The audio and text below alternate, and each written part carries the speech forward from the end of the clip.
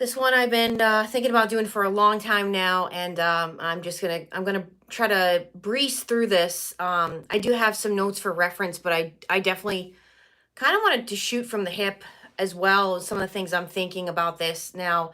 Before you guys go and say, "Oh boy, this has nothing to do with narcissism. Why is she going off all these topics lately?"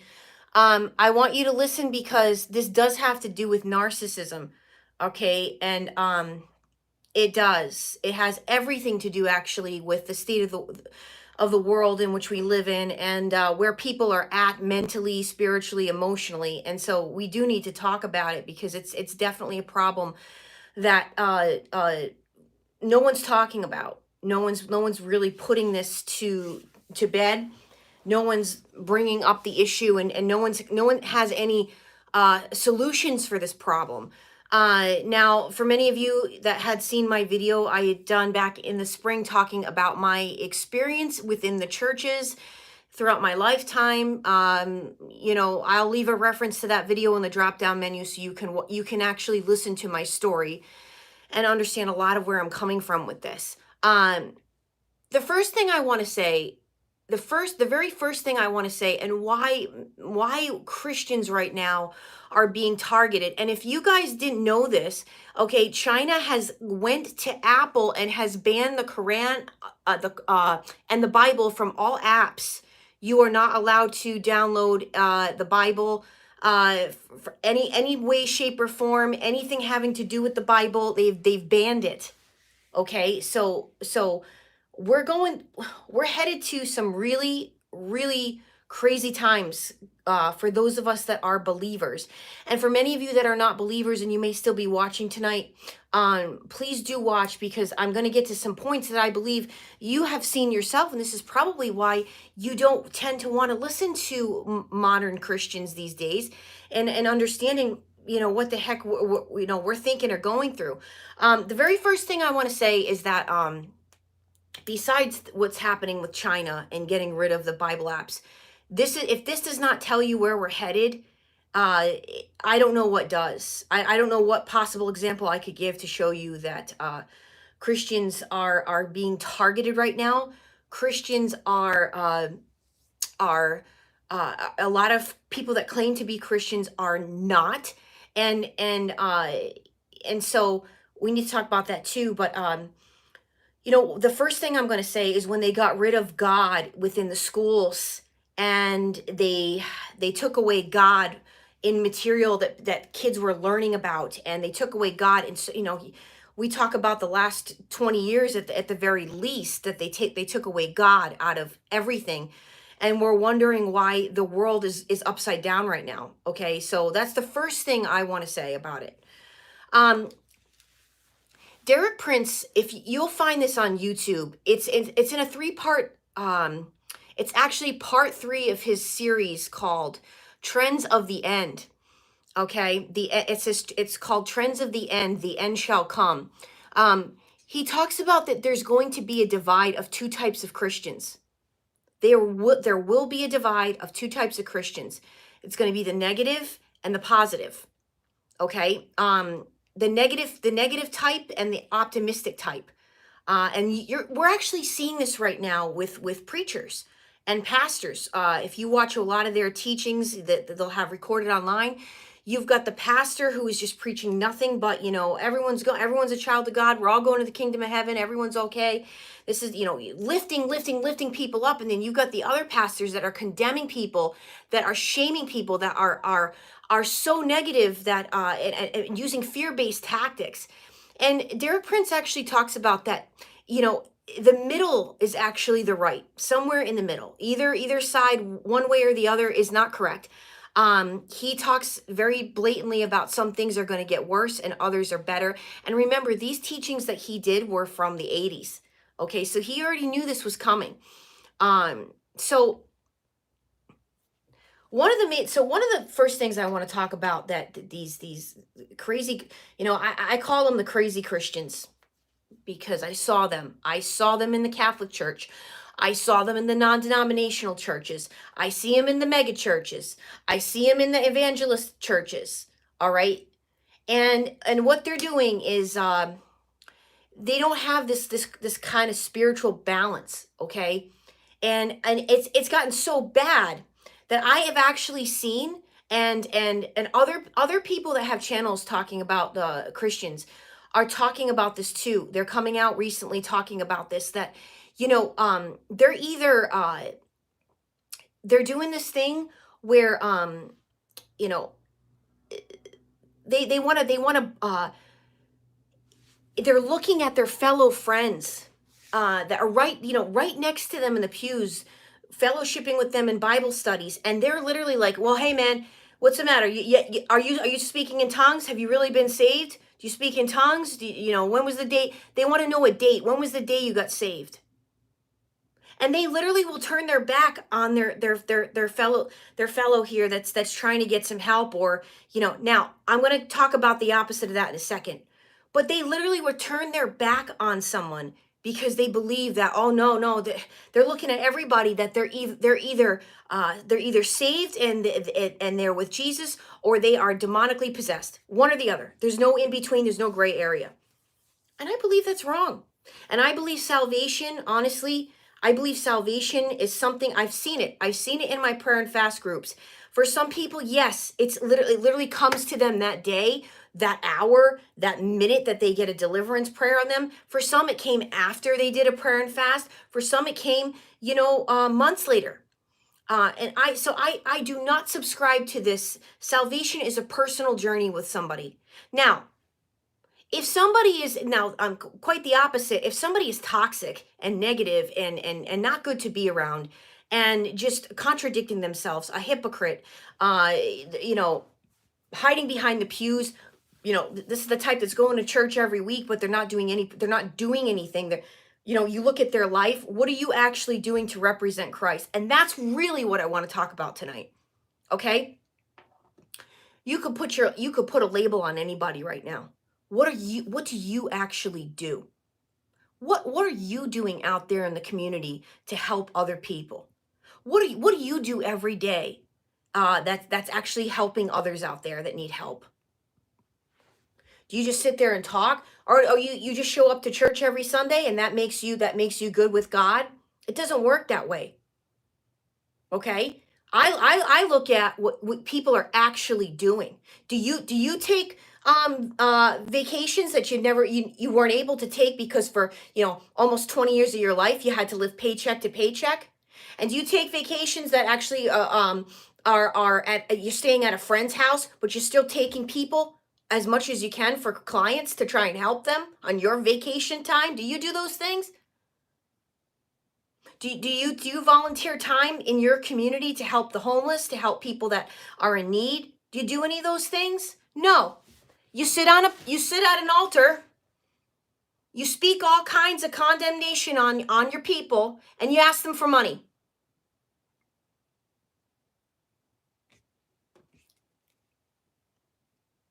That's what you do.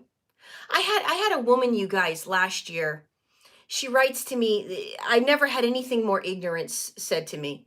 She writes to me, I'd like to know how many donations you get and how often you get donations before I decide if I'm going to join one of your groups. Lady, if I was getting that many donations, trust me, I wouldn't be living in Danielson, Connecticut.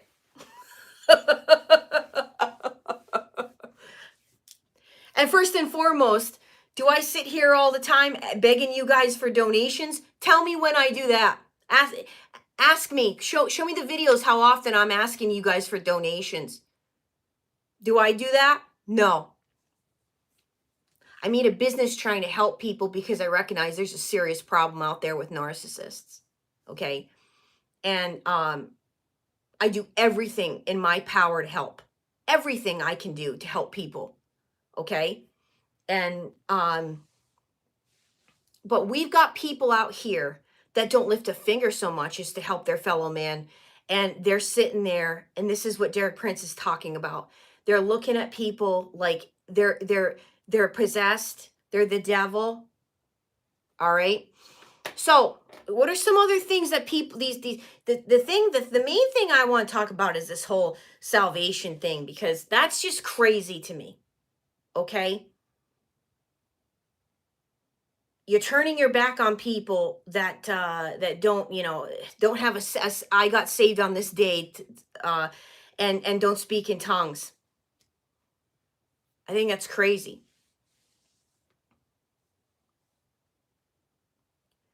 You're going to find a lot of scripture to back up what anybody really wants to state, in stating that I know more than you. I'm older than you, therefore I know more than you. And we got these misogynistic groups of people that do not believe a woman has any place within the church. Zero place. We have zero place. Well, look, some of us aren't looking to be a deacon, a pastor, have a ministry. We're not looking for this. Some of us just happen to know some things and talk about those things that we know. Okay? And you want to maybe you can show me all the real male leaders we have out there. Show me all the real male leaders we have out there. And maybe why some of us had no choice but to step up to the plate, because nobody else was doing it. Nobody else is talking about these things. No one else is bringing these things to light. Another thing that some of the crazy Christians do, okay? The crazy Christians. Now, I am not saying that people don't have these revelations and hear things in their head, okay? But I hear way too much of this. God told me this. God said. Well, God told me last night that, I should buy a motorcycle, so I'm going to go buy one. I had a woman, I will never forget this, okay? I was sitting at that non-denominational church about 5 years ago, minding my own business, dressed nice, listening to the pastor there, Pastor Big Bucks, with his Mercedes Benz, and his wife had a Mercedes Benz. Didn't know any of this at the time. All right, Pastor Big Bucks, and Pastor Big Bucks is up there, always listen. I'll tell you what, he could present a message to you that felt like it was directed toward you. I mean, the guy had a gift. I'll give him that. Because I'd come back week after week. I signed up to be a Sunday school teacher. I wanted to be a part of this. These people were doing good things, so I thought at the time. Anyway, I'll never forget. I felt somebody staring at me, okay, from behind me. I could feel it. And I just felt this like this obsession almost, and this just like, I don't know how to describe it. I could feel it. And all of a sudden, I get this tap on my back in the middle of, the sermon. I get a tap on my back, and I turn around and I look at this woman who had these green eyes with this long red hair. She says, I have a message from you, from God. And I looked at her and I go, okay.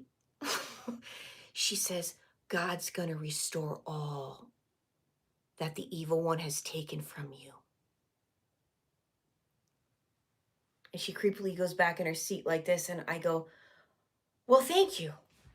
And I turn around. I'm not even making this up.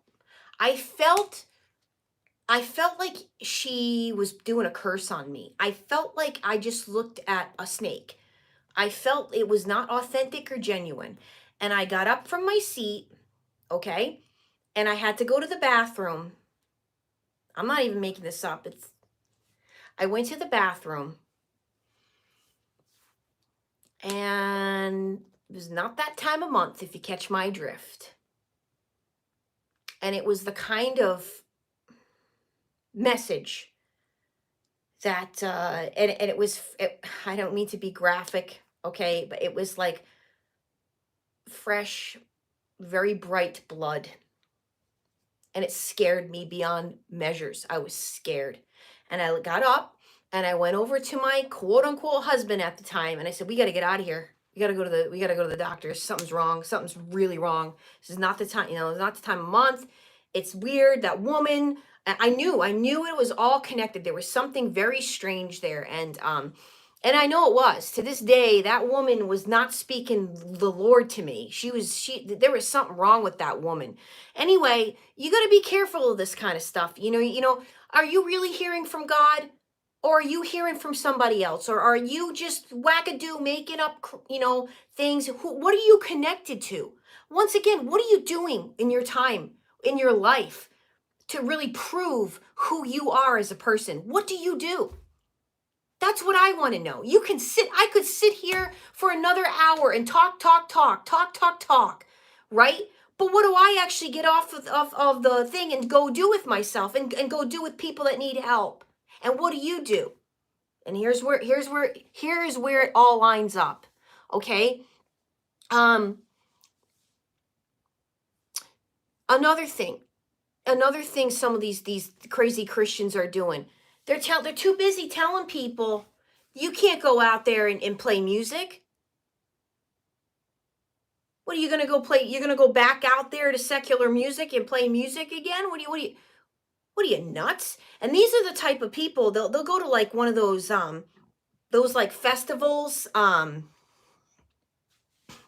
They'll be at one of those like St. Mary's feasts, and they'll be like at a community festival, and they'll be the ones with this really serious face crossing their arms as their families like playing on all the jumping, the playing all the games and on the bouncy houses and having a good time. And they'll be fixated in the corner that's a rock band. That's a rock band playing Leonard Skinner over there.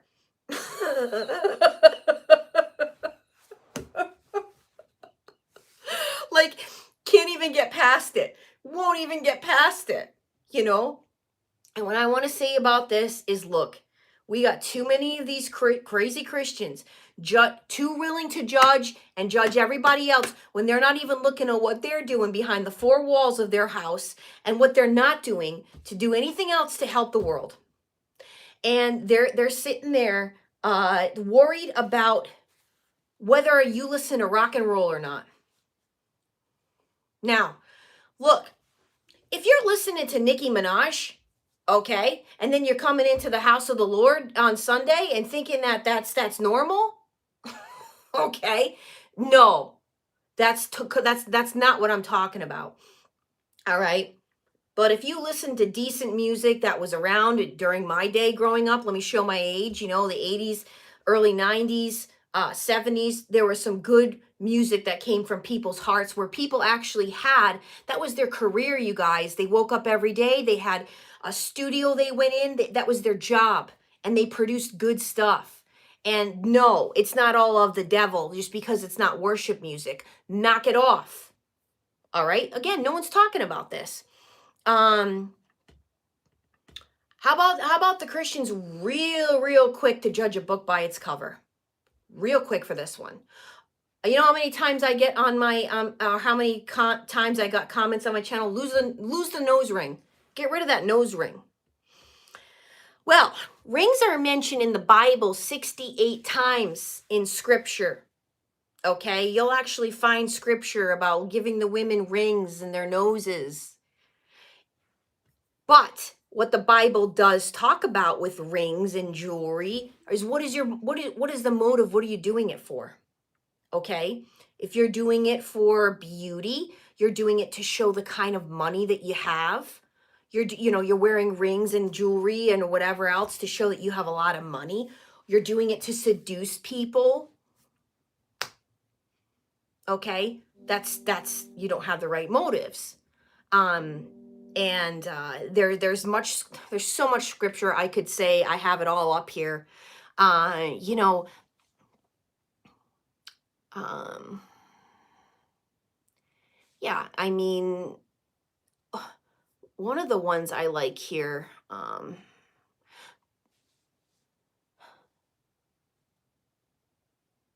yeah, it's talking about it. This is talking about very clearly, um you know they're going to the Lord will afflict the scalp of the daughters of Zion with scabs. And again, talking about what is the motive to why they're doing it. Many of you know that have been watching my channel. I when I did this, Okay, at 37, 38 years old, it was my representation to myself of I don't have to follow a work handbook anymore. And I dealt with so much workplace narcissism, workplace handbook narcissism. And this is what I'm talking about, judging books by their cover. Nowadays, if you have tattoos and piercings, a lot of the crazy Christians will look at you like, what is that? Why would you do that? Um, and it's wrong. Why aren't you worried about yourself?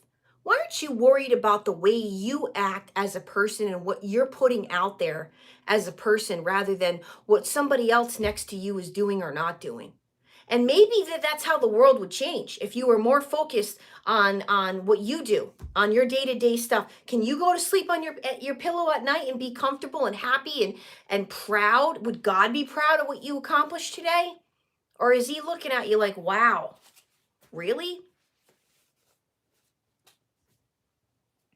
Once again, this is what I'm trying to get at. I don't follow people anymore. I don't follow people anymore. It's hard to follow people I don't know. And I don't there is something to be said for when you get to know somebody on their YouTube channel, or you get to even know somebody on a virtual friendship level.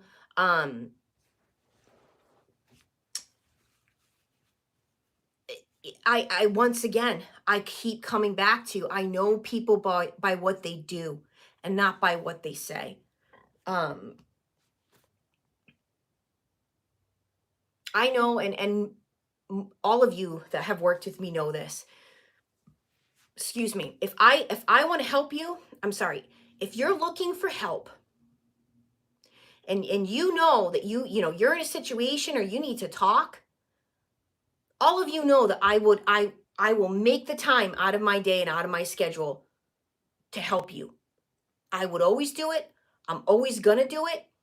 It's how I start. It's how I made this business, because 9 times out of 10 you're going to mental health professionals and they don't have a clue about narcissism. They never lived it, walked it, wore the T-shirt, been around it since they were kids. They don't know how it works. They don't have any education on this. And what, you're going to call them, you're having a bad day, you won't probably be able to get in for 2 weeks.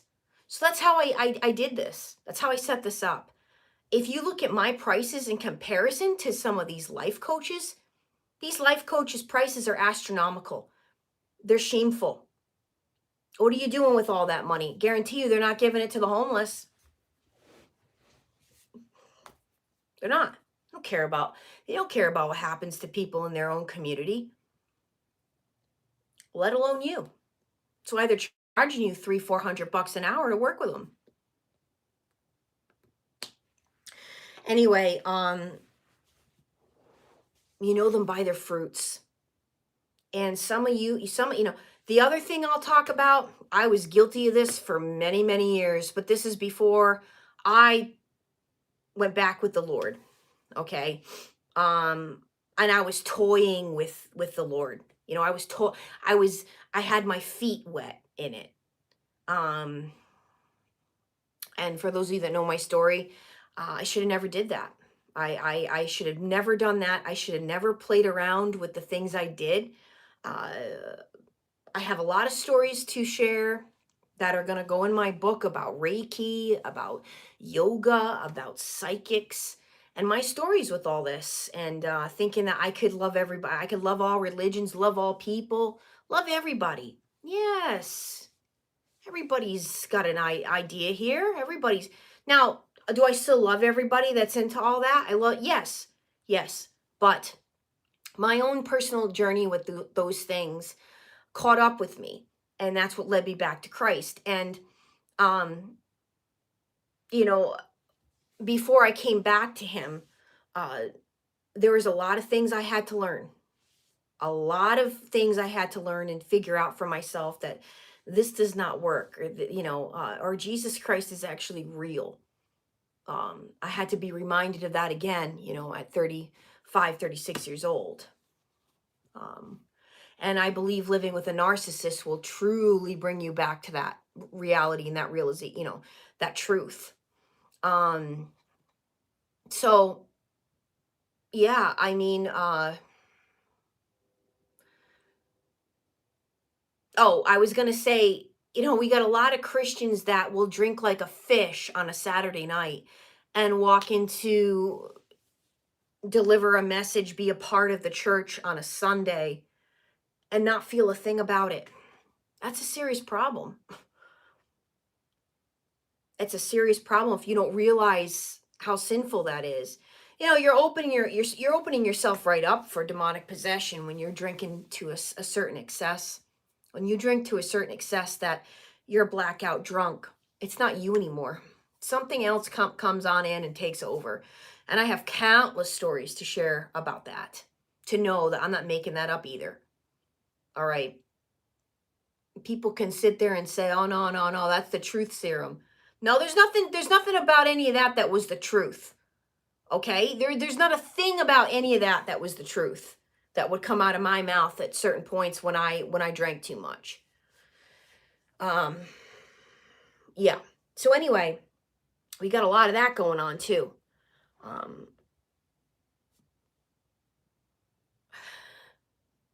you got to use your discernment on people, places, things. And if you feel a certain way about somebody off the bat, you got to stick to it. And don't follow for their sad sap story and everything else that they're trying to do to make you think that they really are believers, when in all actuality the only thing they're believing in is what they can and can't get away with every day. That's what they want to believe in, and they think that if they use the Bible and they use Jesus as, oh yeah, I read it. Some of the most duplicitous, double-minded people out there are the people that know the Bible like the back of their hand. But they use that. They use scripture, they use the Bible to try to shame away the things that they're doing on a day-to-day basis. And and I see well too much of that. You know, a lot of these, I'll talk to, a lot of these mega churches, you'll go in, they're using an auditorium like at a school or something, right? Or they got their mega church that they designed, and you'll notice the worship band is at the stage, and the pastor is in the middle of the stage, and there's the cross. Like, this non-denominational church, I noticed that the cross was all the way in the corner of the stage, like nestled away, like you couldn't even hardly see that there was a cross up there. It's like, no, you're going to worship me. You're going to worship me up here. And the music, some of the worship music is great, you guys. And I believe when you can play that and you find really good songs, you can play that around your house and get rid of like bad energies and bad spirits. But some of that worship music is it's emotionally manipulative. Be careful of that too. You know, some of these bands put the bands together and it wasn't with the right intentions. And I can just tell by listening to their lyrics and watching their performance. So again, be authentic and true to who you are, okay? If you still like to play rock and roll music and you're not going around, with pyrotechnics or trying to hurt people, or, you're not leaving your show and going down into the woods and having satanic rituals, the satanic panic thing in the 80s was a real thing, you guys. Now, yes, was Satanism and all that running rampant? Yes, it was. Were some of those bands into it? Yes, they were. That's true. But not all of them were. And just because you listen to, Def Leppard or Phil Collins or Lenny Kravitz doesn't mean you're going to hell. Okay? That's just absolutely ludicrous stuff that these people want to make up to try and condemn you for, going out there and playing music and having a good time. I mean, and they do this. You hear about this all the time. They're just sitting around trying to judge you. Why are they doing that? Because they're not focused on themselves. And if they were focused on themselves, they'd be too busy out in the community trying to save people rather than talk about it and asking you for money. Well, that's my I believe that too, that music is a gift from God. I 100% believe that. And it's like everything else. If you put jewelry on your face, how you dress, if where is it coming from? If you're playing music, if you're creating a song, where is that coming from? And a lot of times people mistook a band that was writing about evil, that they're, oh gosh, they're writing about evil. They must be really bad. No, is for them it was a healthy outlet to talk about the evils of this world. But people are just too busy doing this thing of sitting around and judging. Now look, me going back and playing music again, am I leery about people, places, things? 100%, because the environment has not changed. That environment will never change. There's always going to be narcissists within the music scene, and there's always going to be there's narcissists in the church. There's narcissists at these worship teams. Okay, trying to date my clients. They're sitting up there on a worship team, playing drums, claiming to love the Lord, and they took my client out on a date and trying to get her pants off the first night aggressively, to the point where she should have called the police. I mean, this guy's a lunatic. Be very careful. A lot of these people, they're hiding on these Christian mingle websites and all the Christian dating sites and the churches and they are the worst. You have to use discernment and you have to take your time to get to know someone. And yeah, going back to, the music industry, it's always going to be full of drunks. There's always going to be people on drugs and drinking when you want to play music for people in public. You got to be prepared for that.